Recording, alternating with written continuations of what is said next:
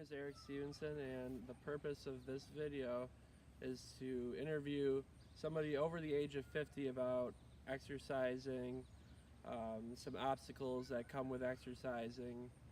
And the person that I chose to interview is my Aunt Mary Rose, and she is 60 years old. And here she is. Hi, Eric. Hi. So I exercise probably 4 to 5 times a week because I really enjoy exercise. It's not something actually I grew up doing. So I belong to a gym. I try to get to the gym at least 3 times a week.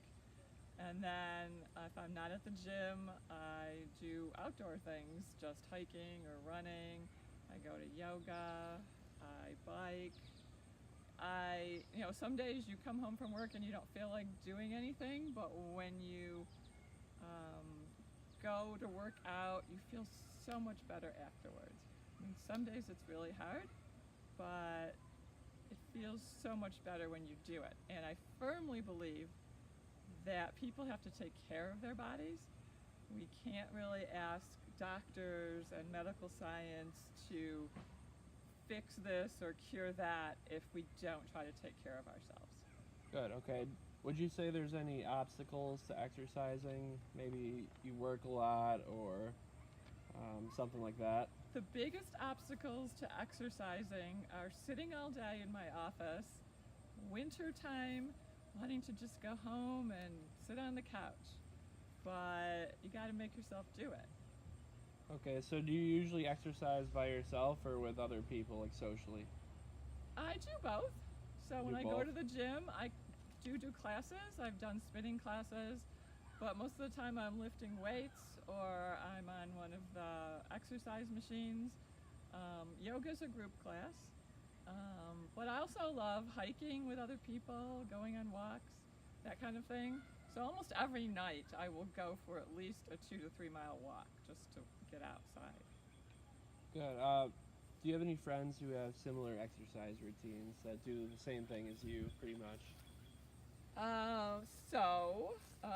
I try to always be with somebody who also enjoys being outside and exercising and doing things.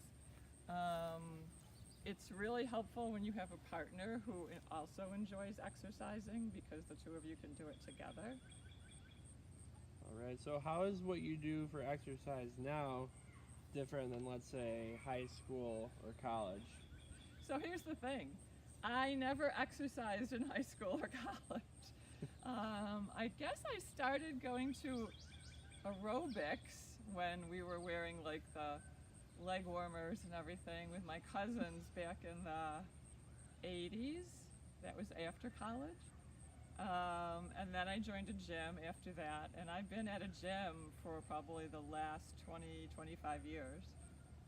I've always belonged at a gym.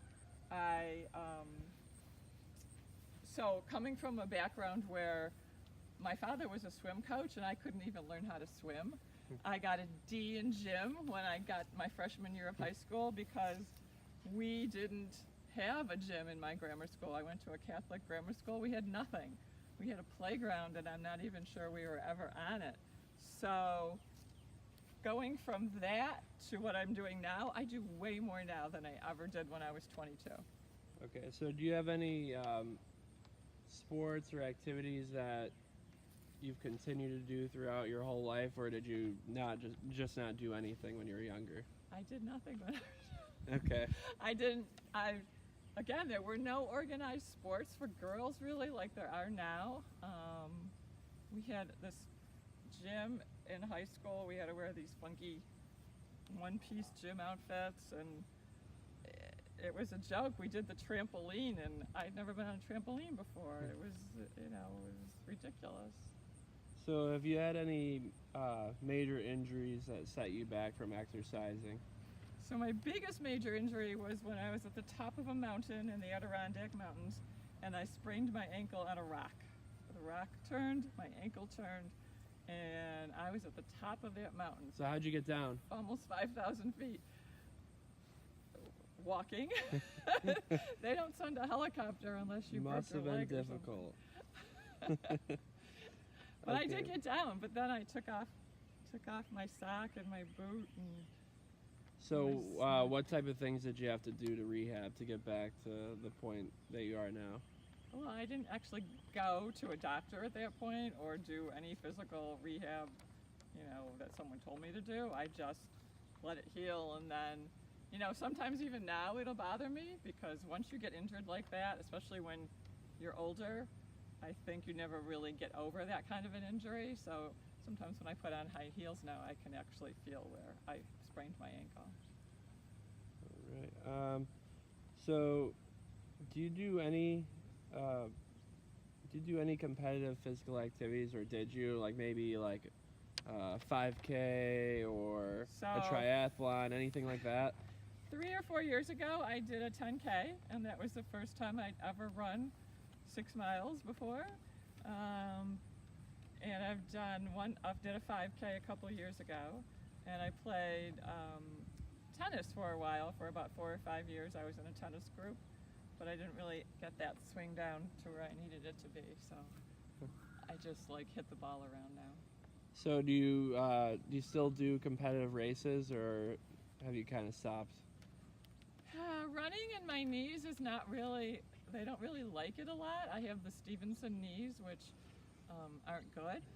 But I like running because it's something you can do outside. I love being outside. I hate being cooped up in a house or my office. If I can be outside just with nature and trees and breathing air, I'm happy. All right. Yeah.